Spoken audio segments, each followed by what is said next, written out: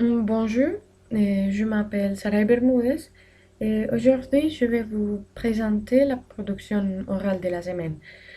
Hum, il s'agit d'une description détaillée d'un tableau qui s'appelle Guernica. Premièrement, je vais parler d'une manière générale hum, de l'artiste, suivi par la description du tableau et finalement, une petite conclusion.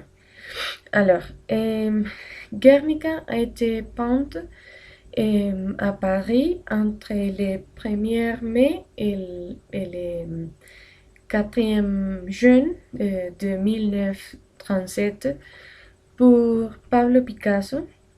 Pablo Picasso est un peintre qui est né à Malaga, Espagne. Hum, il est aussi sculpteur. Euh, Guernica est inspiré par les bombardements subis par la ville et les citoyens de Guernica dans la guerre d'Espagne. C'est-à-dire, c'est comme un motif de protestation de Pablo Picasso contre les attaques envers Guernica. Guernica est une peinture de 3,5 mètres de haute et 7,8 mètres de large, exécutée en noir et blanc et avec un camailleux de nuances de gris. Les éléments du tableau sont premièrement un cheval qui c'est la figure centrale du tableau.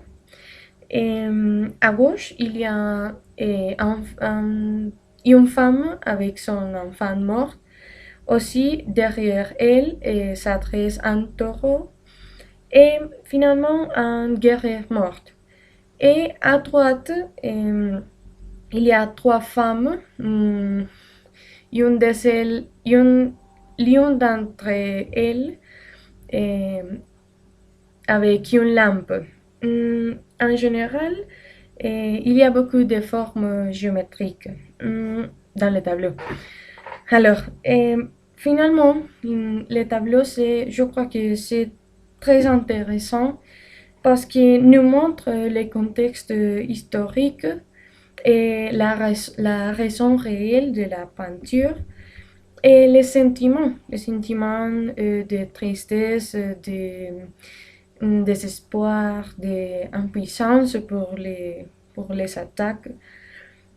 Et je crois aussi que l'aspect que peut attirer l'attention de ce tableau, hum, c'est la répulsion de Pablo Picasso envers la caste militaire.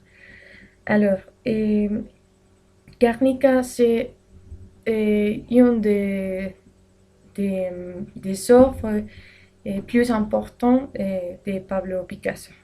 Merci beaucoup.